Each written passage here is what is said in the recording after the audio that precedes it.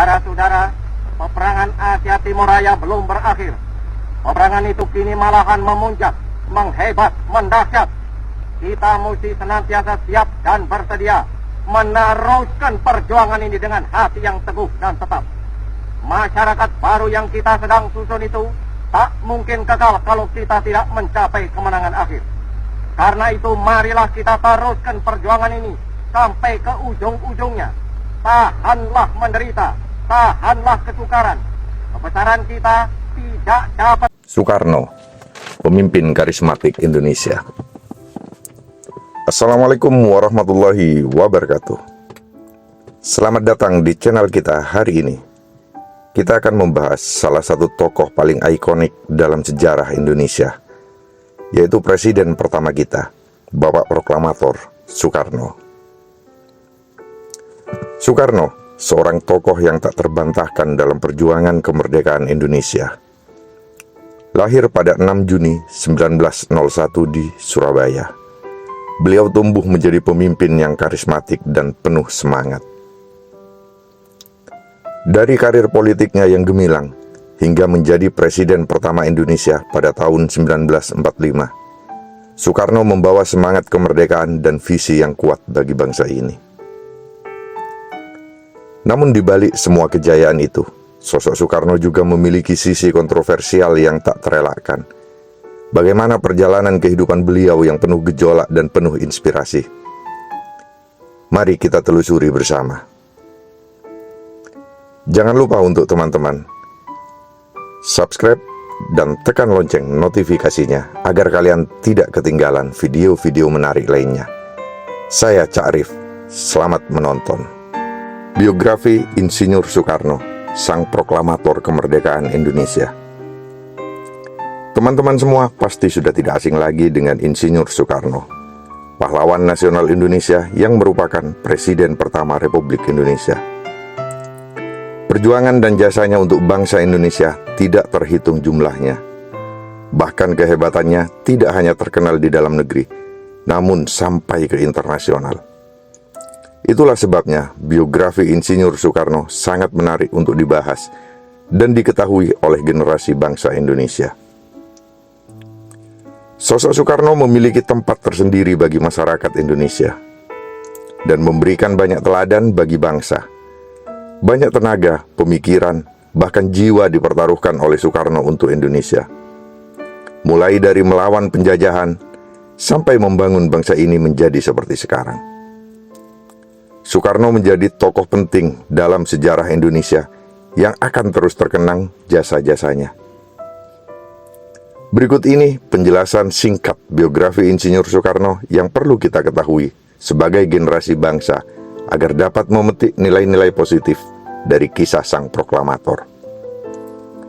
Biodata Insinyur Soekarno. Nama lengkap Insinyur Soekarno. Nama panggilan Bung Karno.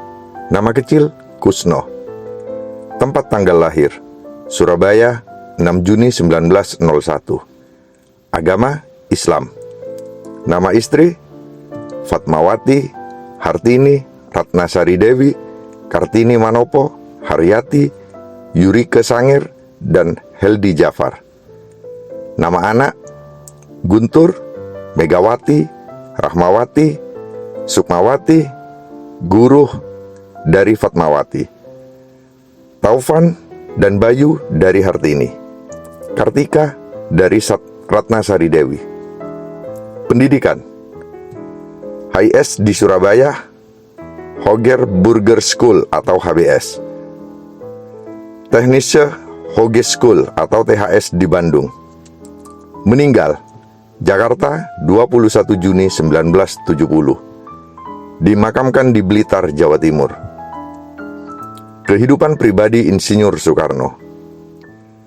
Insinyur Soekarno atau akrab dipanggil Bung Karno lahir pada 6 Juni 1901 di Surabaya, Jawa Timur dengan nama kecil Kusno Sosrodiharjo dan wafat pada 21 Juni 1970 di Jakarta.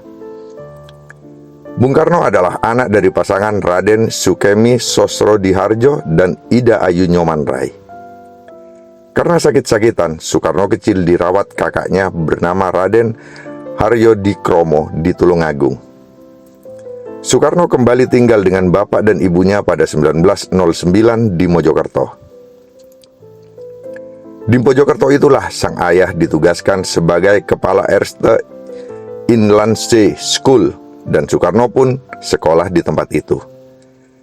Sejak tinggal kembali bersama orang tuanya, Soekarno mengganti namanya dari Kusno menjadi Soekarno agar dirinya tidak sakit-sakitan lagi dan dapat tumbuh dengan sehat. Sejak kecil Soekarno sudah menjadi anak yang berprestasi, bahkan mampu menguasai banyak bahasa. Itulah sebabnya kecerdasan Soekarno dikenal oleh dunia. Tahun 1911, Soekarno pindah lagi ke ELS yang setara dengan sekolah dasar, yang khusus dipersiapkan untuk masuk Hoger Burger School di Surabaya.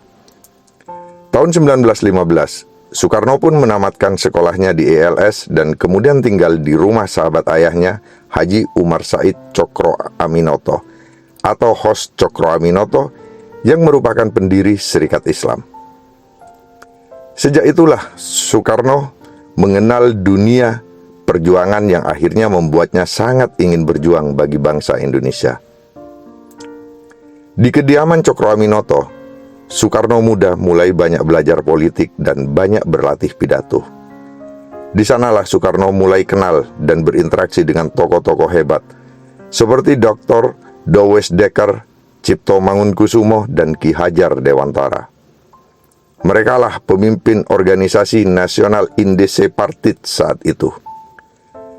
Bersekolah di HBS memberi banyak pengalaman dan pelajaran bagi Soekarno, hingga akhirnya lulus pada tahun 1921.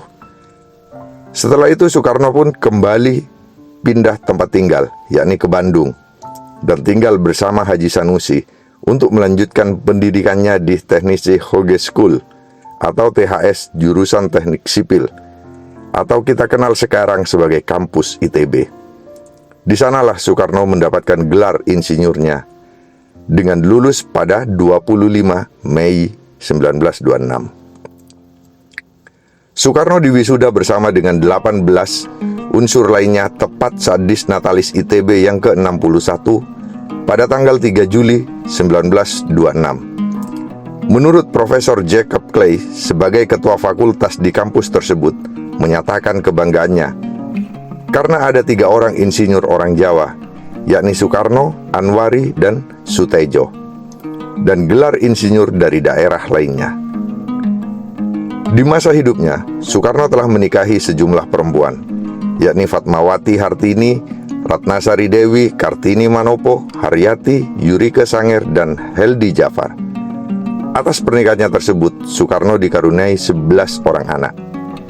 Sebagai keturunan Soekarno, pada akhirnya juga ada yang mengikuti jejak sang ayah di dunia politik Indonesia, yakni putrinya yang bernama Megawati Soekarno Putri yang pernah menjabat sebagai Presiden kelima RI, Rahmawati Soekarno Putri, dan Sukmawati Soekarno Putri. Putranya yang pertama dari Fatmawati, Guntur Soekarno Putra, justru tidak terjun ke dunia politik seperti dirinya dan adik perempuannya. Perjalanan politik Insinyur Soekarno. Berbicara soal biografi Insinyur Soekarno tidak lengkap rasanya jika kita tidak membahas kiprahnya di dunia politik yang sangat luar biasa. Insinyur Soekarno bahkan sudah terjun ke dunia politik sejak usianya masih sangat muda. Soekarno terkenal pertama kali pada tahun 1915 saat menjadi anggota Jong Java cabang Surabaya. Kebanyakan organisasi di Indonesia menurut Soekarno masihlah Jawa sentris yang hanya memikirkan kebudayaan saja. Hal itulah yang membuat Soekarno perlu menjawab tantangan tersebut. Karena kesedihannya tersebut, Soekarno pun memberikan pidato menggunakan bahasa ngoko atau bahasa Jawa yang kasar dalam rapat pleno tahunan Jong Java di Surabaya. Tak berselang lama setelah sebulan rapat tersebut, Soekarno mencetuskan gagasan untuk membuat surat kabar Jong Java menggunakan bahasa Melayu, bukan bahasa Belanda. Kemudian Soekarno mendirikan Algemene Studi atau ASC di Bandung pada tahun 1926. yang merupakan hasil inspirasi dari Dr. Sutomo di Indonesia Study Club. Organisasi ASC inilah yang menjadi cikal bakal berdirinya partai besar di Indonesia, Partai Nasional Indonesia yang lahir 1927. Berkat aktif di organisasi PNI ini, Soekarno beberapa kali ditangkap Belanda karena dianggap membahayakan pemerintah kolonial. Tanggal 29 Desember 1929, Soekarno ditangkap di Yogyakarta untuk dipindahkan ke penjara Banceui di Bandung. Kemudian pada tahun 1930 dipindahkan ke penjara Sukamiskin. Dan di tahun ini pula Soekarno mengeluarkan pledoi Indonesia menggugat yang sangat fenomenal. Saat itu sampai akhirnya dibebaskan pada 31 Desember 1931. Setelah bebas dari penjara, tahun 1932, Soekarno bergabung dalam Partai Indonesia atau Partindo yang masih pecahan PNI karena saat itu PNI dibubarkan dan dinyatakan dilarang oleh Belanda. Namun keaktifannya di Partindo kembali mengantarkan ke penjara pada tahun 1933 di pengasingan Volders karena pergerakan yang membahayakan bagi Belanda. Karena pengasingannya yang cukup lama dan sangat jauh, hampir membuat tokoh-tokoh nasional Indonesia yang lainnya melupakan keberadaan dan keterlibatan Soekarno. Hal itu tidak membuatnya menyerah, dan Soekarno terus mengirim surat kepada Ahmad Hasan, seorang guru Persatuan Islam. Tahun 1938, Soekarno kemudian diasingkan ke Provinsi Bengkulu sampai tahun 1942. Pada masa penjajahan Jepang, tahun 1942, Soekarno baru kembali dibebaskan. Setelah melalui perjalanan panjang, tahun 1943, Perdana Menteri Jepang, Hideki Toja, mengundang Soekarno, Muhammad Hatta, dan Ki Bagus Hadikusumo yang kemudian disambut hangat kehadirannya oleh Kaisar Hirohito. Mereka bertiga telah dianggap sebagai keluarga Kaisar Jepang dengan diberikannya bintang kekaisaran atau Ratna Suci. Sejak masa penjajahan Jepang, banyak muncul organisasi seperti Jawa Hokokai, BPUPKI, Pusat Tenaga Rakyat atau Putra, hingga PPKI dengan tokoh-tokoh utama yakni Soekarno, Kiai Haji Mas Mansur, Ki Hajar Dewantara, dan tokoh lainnya yang aktif di organisasi pergerakan nasional. Akhirnya tokoh-tokoh pergerakan nasional tersebut melakukan Baiklen Buterol, bekerja sama dengan pemerintah Jepang untuk kemerdekaan Indonesia. Meskipun tetap ada yang melakukan gerakan bawah tanah seperti Amir Syarifuddin dan Sultan Syahrir yang tidak sepenuhnya percaya pada Jepang dan menganggapnya berbahaya dan fasis. Selama perjuangan yang panjang, akhirnya Soekarno dan Muhammad Hatta memproklamasikan kemerdekaan RI pada 17 Agustus 1945 yang didesak oleh kaum muda dan sempat diculik ke Rengas Dengklok. Sejak itulah Soekarno diangkat menjadi presiden pertama Indonesia yang mulai dikenal sebagai sang proklamator yang didampingi Muhammad Hatta sebagai wakilnya. Immediately we had proclaimed our independence in August 45.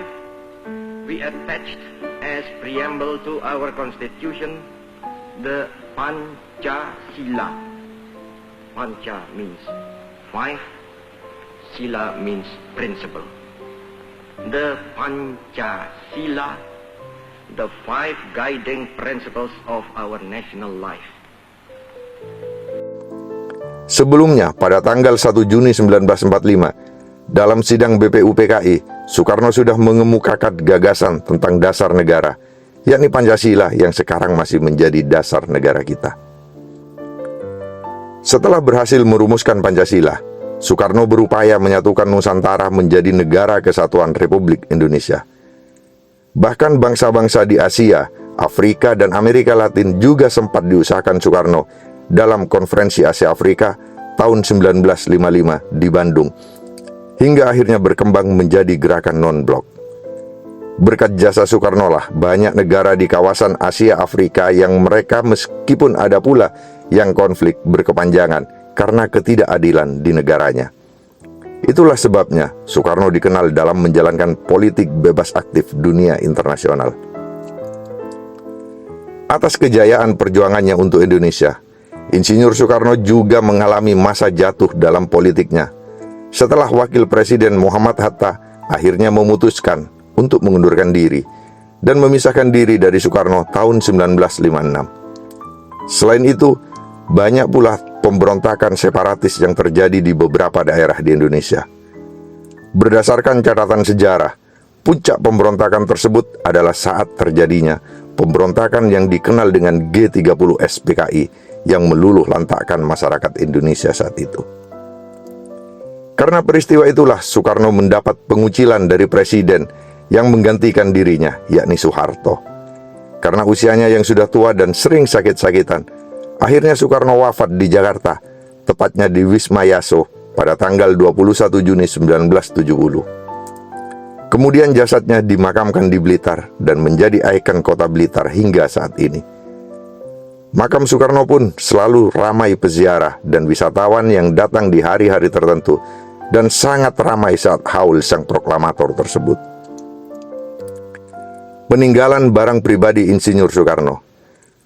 Berpulangnya sosok yang pernah menjadi orang nomor satu di Indonesia ini meninggalkan banyak peninggalan barang-barang bersejarah dalam perjuangannya bagi bangsa Indonesia. Hingga saat ini, teman-teman masih bisa melihat barang-barang peninggalan Insinyur Soekarno. Berikut ini, di beberapa museum terkenal di Indonesia adalah barang-barang peninggalan Insinyur Soekarno. 1. Peci hitam. Dalam dokumen sejarah, kita pasti sudah tidak asing dengan Soekarno yang selalu mengenakan peci hitam. Barang ini bahkan sudah menjadi ciri khas dari Bung Karno. Sampai sekarang kita juga masih bisa menemukan banyak prank yang menggunakan peci hitam ini. Bahkan hampir jarang melihat Soekarno tanpa menggunakan peci hitam. Yang kedua, besi kuning. Besi kuning atau besi kuning milik Soekarno berbentuk seperti gada milik Minak Jinggo. Barang ini dianggap memiliki kekuatan supranatural bagi Soekarno. Ketiga, tongkat komando. Tongkat komando yang terbuat dari kayu asal pegunungan Kalak, Ponorogo, Jawa Timur ini tidak pernah lepas atau ditinggalkan Soekarno. Bahkan sampai kunjungannya ke luar negeri, tongkat ini tetap dibawa oleh Soekarno. Tongkat ini sudah menjadi barang yang wajib Soekarno bawa kemana saja. 4. Keris peninggalan Perang Puputan. Soekarno sangat gemar mengoleksi berbagai macam keris. Salah satu koleksinya yakni keris Perang Puputan yang sangat terkenal. Keris ini bahkan banyak dipercaya orang membuat Soekarno menjadi Presiden Indonesia. 5. Tongkat monyet. Tongkat monyet yang dimiliki Insinyur Soekarno didapatkan saat dirinya berada di pengasingan Belanda. Soekarno sering membawa tongkat tersebut dalam aktivitasnya sehari-hari. 6. Jas putih. Jas putih adalah pakaian yang sering dikenakan oleh Soekarno di beberapa acara kebangsaan, di dalam negeri atau di luar negeri. Bahkan barang ini sudah menjadi identitas unik sang proklamator. Jas putih ini dapat membuat penampilan Soekarno semakin berwibawa dan membawa aura positif bagi dirinya. 7. Ajian lembu sekilan. Barang milik Soekarno ini konon merupakan ajian Patih Gajah Mada yang memiliki kesaktian untuk menjaga keselamatan Soekarno. 8. Keris kehilangan tubuh.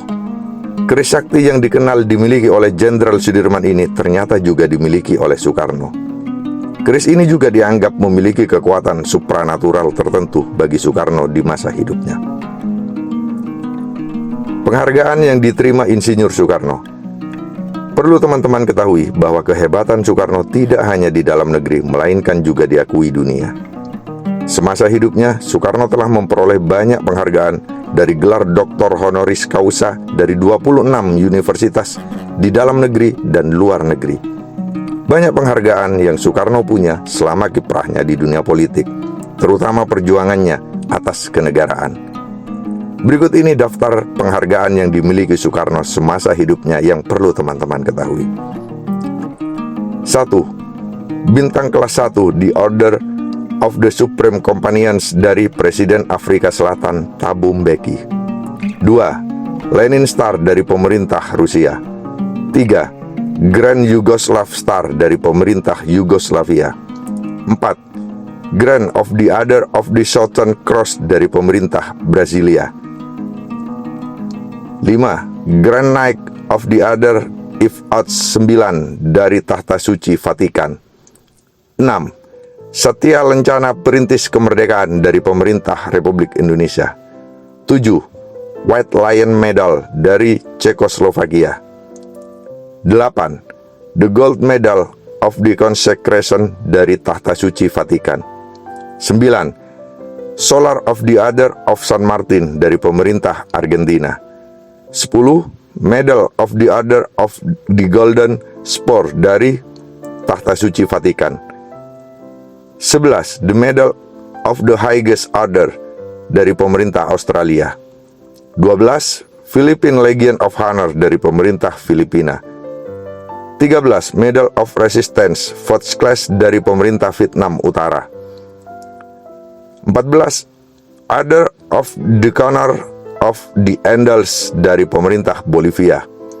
15. Bintang Semindu Angkatan Perang Indonesia dari Pemerintah RI tahun 1959. 16. Bintang Republik Indonesia Adipura dari Republik Indonesia tahun 1959. 17. Bintang Gerilya dari Republik Indonesia tahun 1959. 18. Bintang Mahaputra Adipura dari Republik Indonesia pada tahun 1959.